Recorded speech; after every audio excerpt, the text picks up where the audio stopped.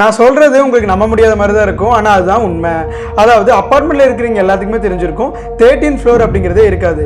ஏன்னா 13th ஃப்ளோரே இல்லையா?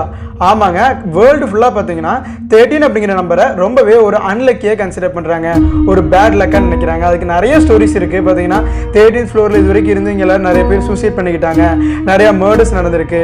So ரொம்ப நம்ப முடியாத சம்பவங்கள்லாம் நடந்திருக்கு. அப்படிங்கிறதுனால மக்கள் யாருமே 13th ஃப்ளோரில் இருக்கிறதுக்கு விரும்புறதில்ல.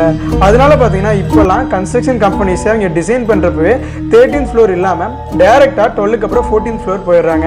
ஆக்சுவலாக 13th ஃப்ளோர் தான், பட் அதை 14 ரீநேம் பண்ணிடுவாங்க. ஸோ 13 அப்படிங்கிற ஃப்ளோரே இருக்காது.